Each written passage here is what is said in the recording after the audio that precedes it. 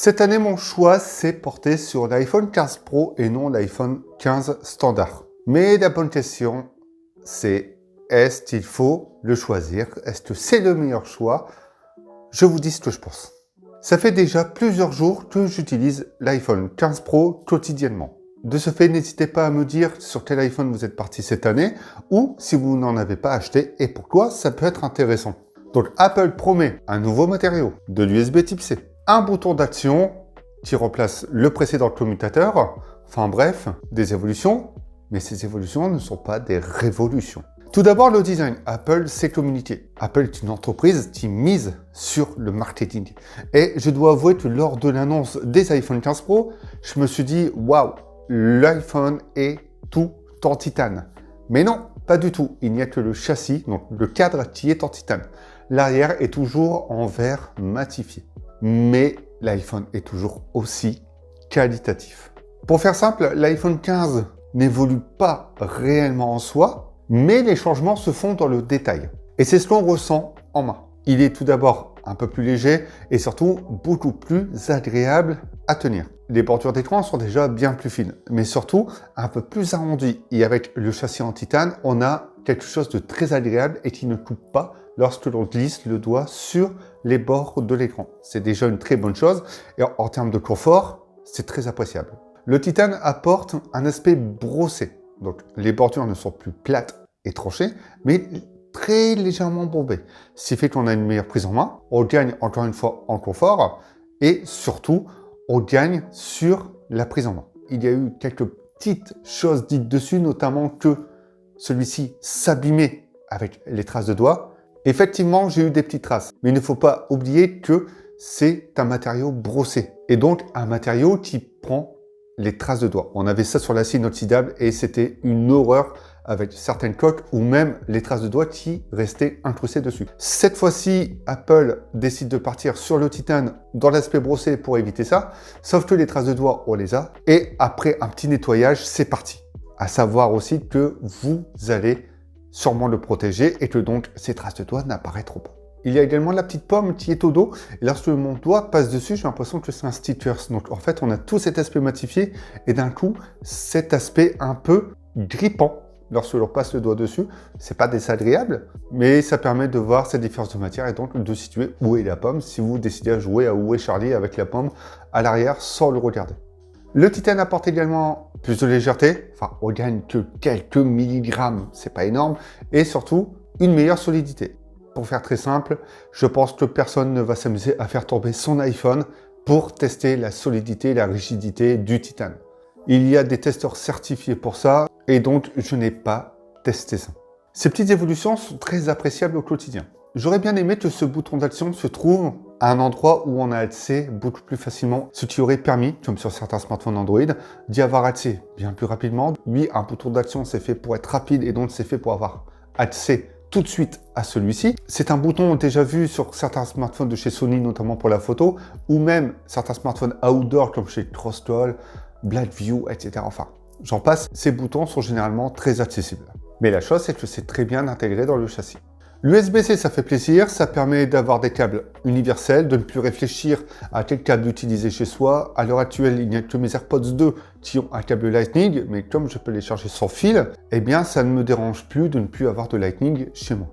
Merci Apple, non, plutôt merci l'Union Européenne d'avoir forcé la chose et à pouvoir rendre ça plus universel, puisque les actions faites avec l'USB type C auront un traitement beaucoup plus efficient.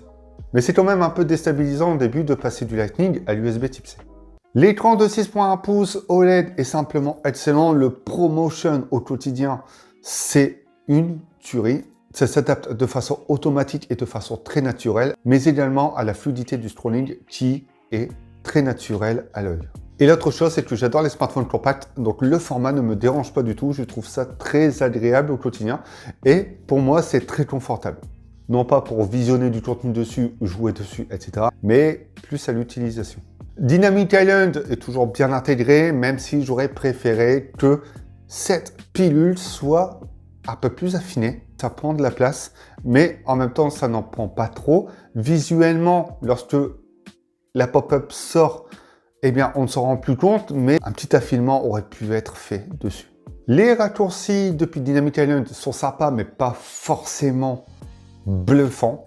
Enfin voilà, c'est bien de voir le temps que l'on passe sur un appel, voir la piste audio qu'on écoute, combien de temps il nous reste avant de tourner ou continuer, etc. Enfin voilà, c'est bien. Surtout qu'Apple n'a pas agrandi, élargi les fonctionnalités dessus. Et ça, c'est un peu dommage aussi. L'écran est donc lumineux, flatteur. Vous pourrez consommer du contenu dessus et l'apprécier autant que vous souhaitez. Et il est toujours protégé par du Ceramic Shield. iOS 17 apporte son lot de nouveautés, vues, revues. Je ne vais pas vous faire de topo dessus, elles sont bienvenues, elles sont sympas. Ça n'élargit pas plus les fonctionnalités d'iOS 17. Elles sont peaufinées, il y a quelques petits ajouts, enfin soit. Le bouton d'action permet d'avoir accès donc à des actions rapides. Passer en mode silencieux, lancer la lampe torche, lancer l'appareil photo avec de temps en temps quelques petits choix sur certaines actions, comme lancer la caméra frontale, prendre une photo, etc. On peut mettre quelques raccourcis vers des applications, mais ça s'arrête là. J'espère que ça va rapidement s'élargir et proposer d'autres choses, notamment avec des tapes. Un tap, par exemple, l'application photo, deux tapes, l'application message, appuyons, passer au mode silencieux. Ça aurait été tellement sympa d'avoir quelque chose comme ça, même si on peut le faire en tapotant à l'arrière de l'iPhone. C'est un petit plus qui se prend et surtout à privilégier le bouton d'action plutôt que le tap. La puce A17 Pro est puissante, ça permet de jouer, de naviguer, d'aller sur les réseaux sociaux, bref, de faire ce que vous faites quotidiennement sur cet iPhone sans avoir peur que ça rame, sans avoir peur que ça lag, sans avoir peur de perdre en performance. Cet iPhone est tout simplement top sur la puissance et les performances. En plus de ça, il y a le ray tracing qui est présent, ça vous permettra donc d'avoir un meilleur rendu lorsque vous jouerez sur les lumières, sur les ombres et sur le rendu global du gameplay. Par contre, certains jeux seront compatibles, notamment Assassin's Creed Mirage ou Resident Evil 4, très prochainement sur iPhone. Donc ça prouve que cette puce, la 17 Pro, est puissante pour faire tourner des jeux de console de salon. Et donc, ça prouve que sur une utilisation classique quotidienne, vous n'aurez aucun problème. En plus de ça, Apple se rapproche donc de Qualcomm et de Nvidia sur ces puces. Ça montre qu'Apple évolue encore une fois sur le développement concernant le CPU et le GPU. Meilleur graphisme, meilleurs effets de lumière, tout ça est très appréciable lorsque l'on joue. Bien évidemment, je vais tester que sur des jeux gourmands 3D disponibles sur l'App Store. Je verrai ça plus tard donc avec Assassin's Creed ou Resident Evil si j'en ai l'occasion pour voir ce que ça donne et pourquoi pas vous en parler. De la puissance, il y en a donc, mais de la chauffe, il y en a aussi. Actuellement, la 17 Pro chauffe. Il y a un petit problème de refroidissement. Ça chauffe pas mal si on commence à réellement le pousser. Je ne suis pas le plus grand joueur sur smartphone, donc de la chauffe, j'en ai eu, mais pas énormément. Apple va déployer une mise à jour parce que pour eux, c'est plus logiciel que physique. Mais si ça ne se corrige pas, ça voudrait dire que faire tourner des jeux console de salon sur un si petit appareil qui est l'iPhone et avoir de si grandes surchauffes, je pense que ça va créer quelques petits dégâts.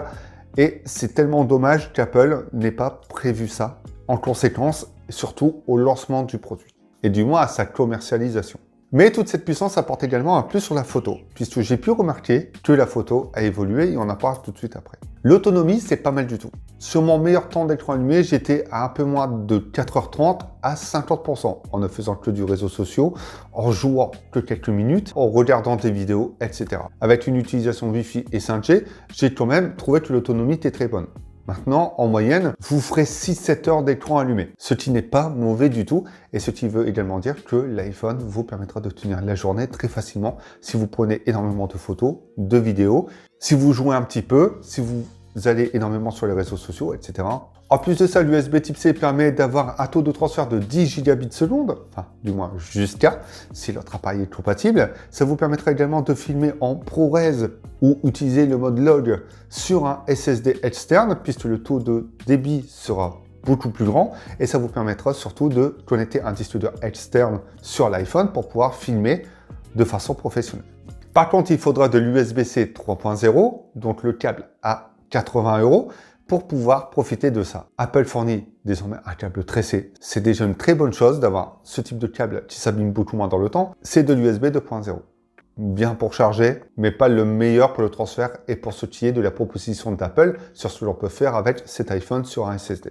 Et on peut également profiter de la charge inversée, donc de charger un appareil depuis cet iPhone. La photo et le capteur principal de 48 mégapixels m'ont quand même bien étonné. comparé au 14. Il est toujours accompagné d'un capteur ultra grand angle de 12 mégapixels et du téléobjectif de 12 mégapixels. Il y a quand même quelques petites nouveautés sur l'application photo en elle-même. On peut maintenant basculer, ça permettra de changer d'équivalent en quelques millisecondes. Ça, c'est très sympa. La deuxième chose, c'est si on prend un objet hors premier plan, il va détecter automatiquement que l'on peut faire une photo portrait. Et donc, si on appuie sur le petit F, on pourra retravailler, donc soit en post-prod sur l'iPhone, soit au moment de la prise de la photo, le bokeh. Et ça peut être sympa de prendre une photo portrait sans passer par le mode portrait. Sur le mode portrait, maintenant, on peut passer du 1 fois, 2 fois et 3 fois. Ça peut être sympa aussi pour prendre des photos portrait un peu plus lointaine. C'était sympa de voir que le focus de l'iPhone fonctionne et réagit aussi bien.